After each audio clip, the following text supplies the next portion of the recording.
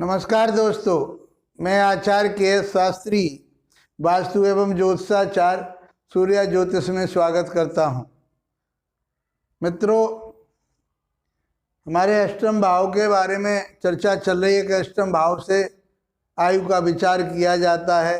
तो जातक की दीर्घ आयु होगी या मध्यम आयु होगी या अल्प आयु होगी, इसके बारे में चर्चा चल रही है। मित्रों, बहुत आसान तरीके से हमने आपको लास्ट वीडियो में बताया।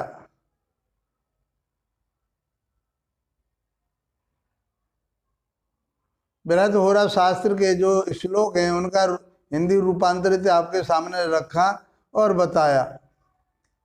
शेष बातें जो रह गई, चौथे और पांचवें श्लोक की बात रह गई हैं, उनके बारे में और चर्चा आज हम करते हैं।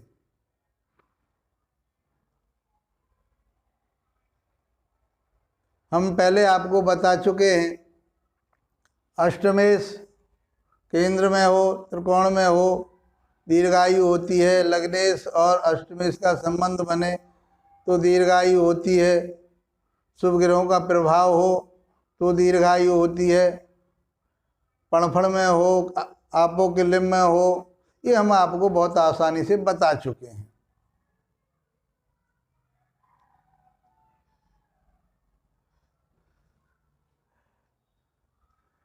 आज अध्याय 115 में श्लोक में बताया गया है कि यदि षष्ठेश छठे भाव का स्वामी, यदि षष्ठेश छठे और 12वें भाव में हो, ये षष्ठेश छठे भाव में हो या 12वें भाव में हो, या द्वादशेश 12वें भाव का स्वामी छठे 12वें में हो।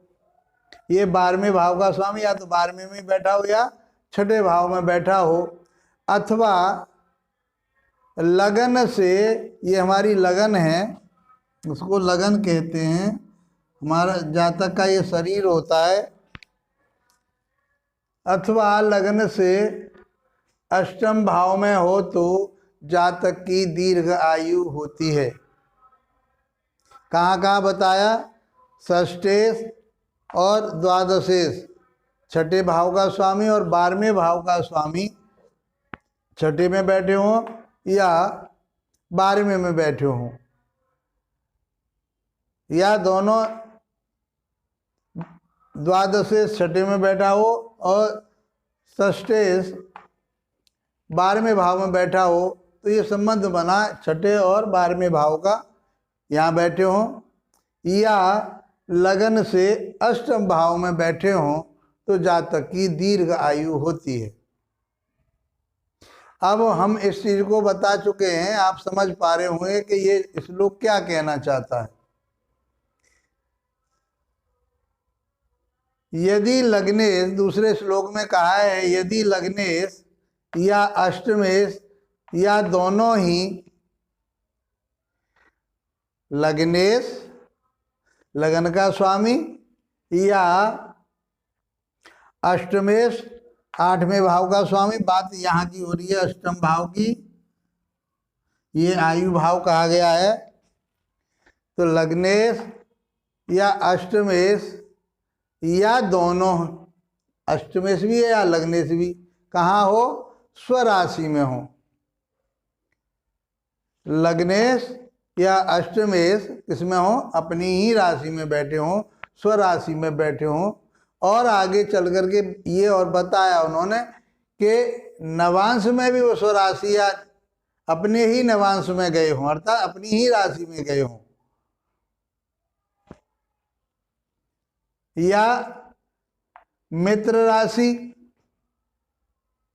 में बैठे हो लगन में, इस लगन कुंडली में, या नवांश कुंडली में भी वो मित्र राशि में बैठे हों, तो जातक की दीर्घ आयु होती है। बहुत आसान तरीके से ऋषि पाराशर जी ने इसकी गणना की। अब इसको हम और तरह से समझते हैं कि यदि लग्नेश और अष्टमेश कहाँ बैठे हो? दोनों स्वराशि में बैठे हो या एक भी इनमें से स्वराशि में बैठा हो, या दोनों एक राशि में अपनी अपने घर में बैठे हो, अपनी अपनी राशि में बैठे हो, नवांश में भी अपनी अपनी राशि में बैठे हो, मित्र की राशि में बैठे हो, नवांश में भी मित्र की राशि में बैठे हो, D1 में लगन अपनी राशि में बैठे हो और मित्र की राशि में बैठे हो, और D9 में भी जाकर नवांश कुंडली में भी जाकर के वो किस में बैठे हो,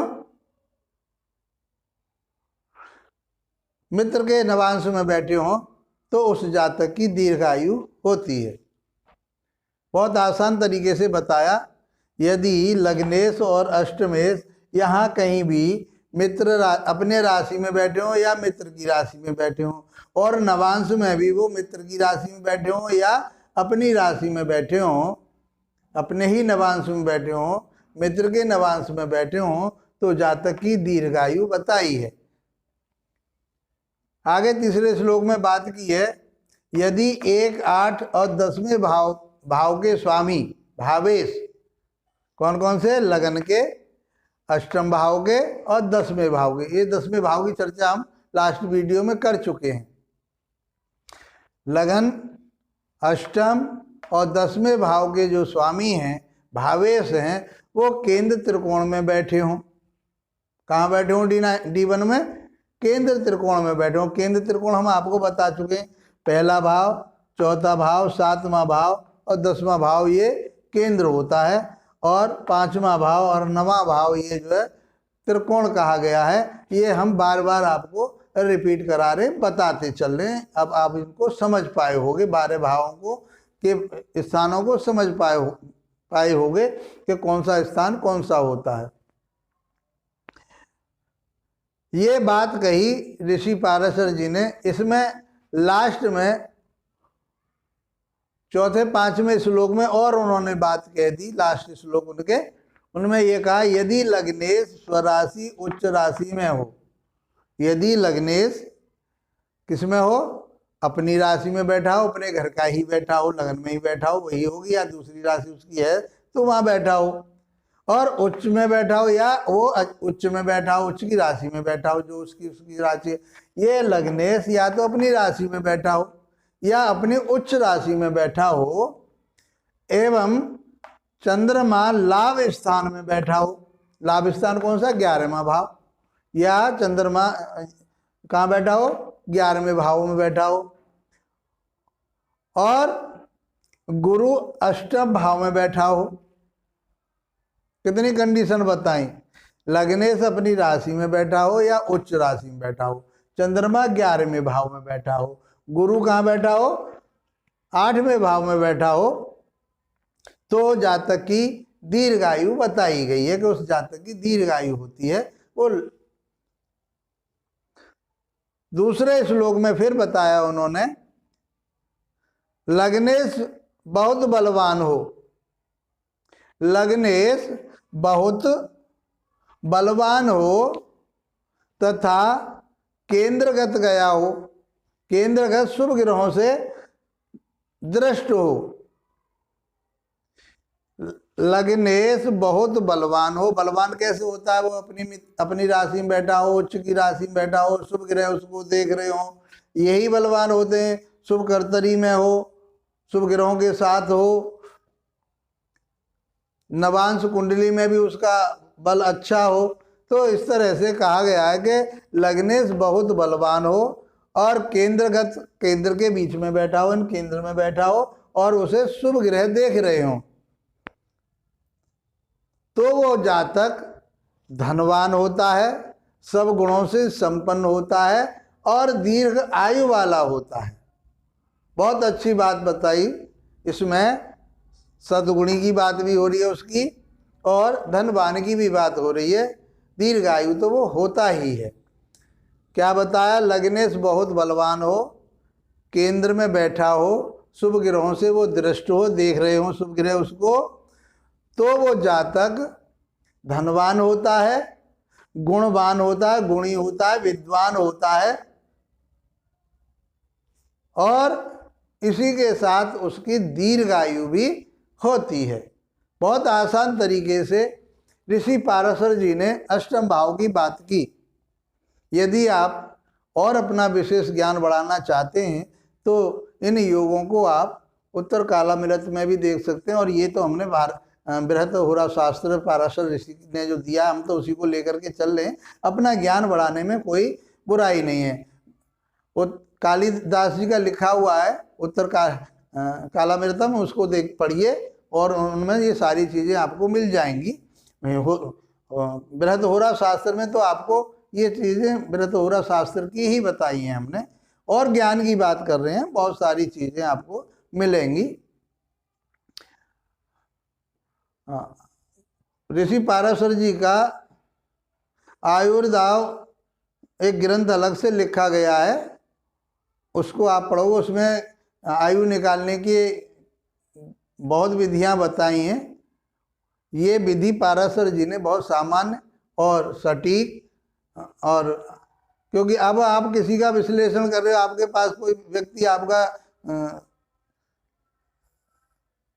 परीक्षण करने के लिए आ जाता, आपको देखना चाहता है कि, तो आप इनके माध्यम से ये देख पाएंगे। पत्रिका मान लीजिए वो अल्पायु वाली है, उसकी मृत्यु हो चुकी है, अल्पायु के आधार पर हम ये देख लिया, और वो कहता है जी इसके बारे में कुछ बताओ, तो आप उसके इन चीज़ों को देख करके उस जातक को आप बता सकते हो कि भाई इसकी तो अल्पायु थी और ये तो इस दुनिया में नहीं है।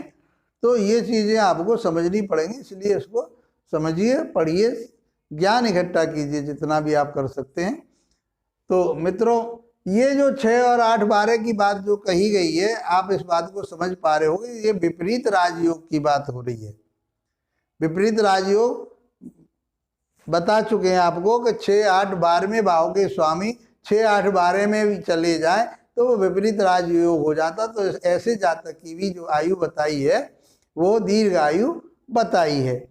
इसलिए मैंने उत्तर कालामृतम में इसका और विवरण मिलता है, मैंने कहा कि आप उत्तर कालामृत से इसको और अध्ययन कर सकते हैं। आप मित्रों बहुत आसान तरीके से आप समझ पाए होंगे, लाभ उठा रहे होंगे।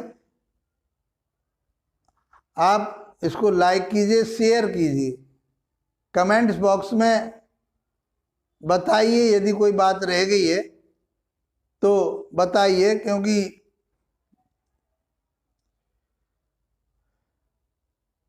जब तक आप बताओगे नहीं तो हमें उस चीज़ के बारे में पता नहीं पड़ेगी, तो हम आपको कहाँ से क्या बता पाएंगे। बीच में अभी क्वेश्चन और आए थे तो उसके बारे में हम चर्चा करेंगे और बता रहे हैं आपके लिए कि क्योंकि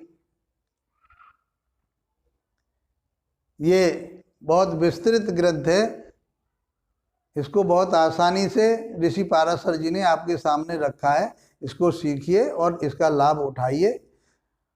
इसी के साथ आप लोगों का धन्यवाद। नमस्कार।